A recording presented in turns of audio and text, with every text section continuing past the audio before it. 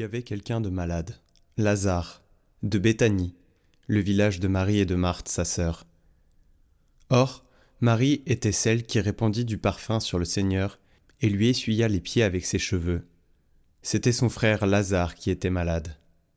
Donc, les deux sœurs envoyèrent dire à Jésus : « Seigneur, celui que tu aimes est malade. » En apprenant cela, Jésus dit : « Cette maladie ne conduit pas à la mort. Elle est pour la gloire de Dieu, afin que par elle le Fils de Dieu soit glorifié. » Jésus aimait Marthe et sa sœur ainsi que Lazare.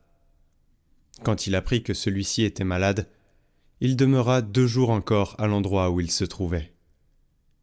Puis, après cela, il dit aux disciples : « Revenons en Judée. » Les disciples lui dirent : « Rabbi, tout récemment, les Juifs là-bas cherchaient à te lapider, et tu y retournes ?»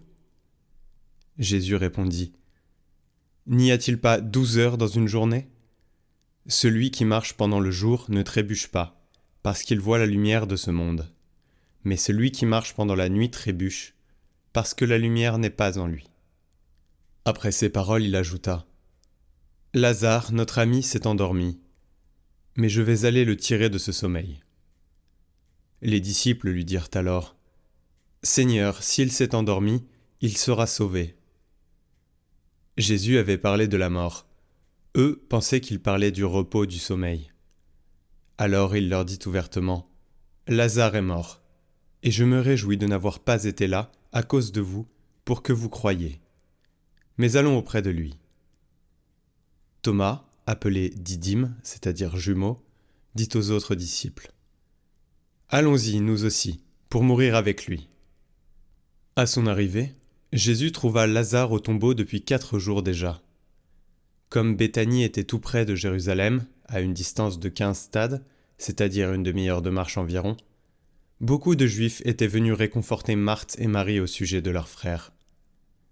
Lorsque Marthe apprit l'arrivée de Jésus, elle partit à sa rencontre, tandis que Marie restait assise à la maison.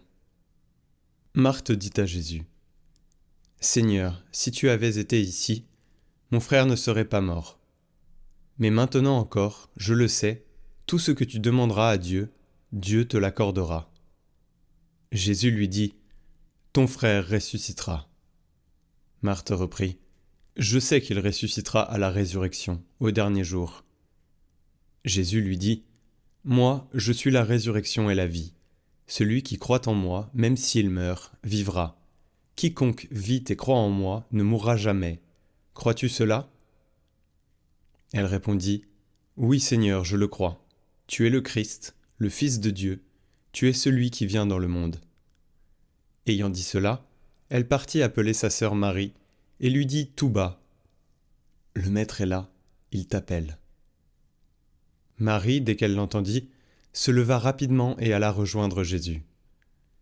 Il n'était pas encore rentré dans le village, mais il se trouvait toujours à l'endroit où Marthe l'avait rencontré.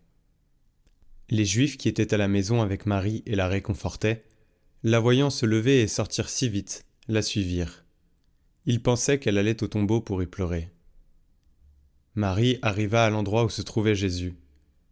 Dès qu'elle le vit, elle se jeta à ses pieds et lui dit : « Seigneur, si tu avais été ici, mon frère ne serait pas mort. » Quand il vit qu'elle pleurait, et que les Juifs venus avec elle pleuraient aussi, Jésus, en son esprit, fut saisi d'émotion. Il fut bouleversé, et il demanda : « Où l'avez-vous déposé ? » Ils lui répondirent : « Seigneur, viens et vois. » Alors Jésus se mit à pleurer. Les Juifs disaient : « Voyez comme il l'aimait. » Mais certains d'entre eux dirent : « Lui qui a ouvert les yeux de l'aveugle, ne pouvait-il pas empêcher Lazare de mourir ? » Jésus, repris par l'émotion, arriva au tombeau. C'était une grotte fermée par une pierre. Jésus dit : « Enlevez la pierre. » Marthe, la sœur du défunt, lui dit : « Seigneur, il sent déjà, c'est le 4e jour qu'il est là. » Alors Jésus dit à Marthe : « Ne te l'ai-je pas dit ? Si tu crois, tu verras la gloire de Dieu. » On enleva donc la pierre. Alors Jésus leva les yeux au ciel et dit : « Père, je te rends grâce parce que tu m'as exaucé. Je le savais bien, moi, que tu m'exauces toujours. Mais je le dis à cause de la foule qui m'entoure, afin qu'ils croient que c'est toi qui m'as envoyé. » Après cela, il cria d'une voix forte : « Lazare, viens dehors !» Et le mort sortit, les pieds et les mains liés par des bandelettes, le visage enveloppé d'un suaire. Jésus leur dit : « Déliez-le et laissez-le aller. »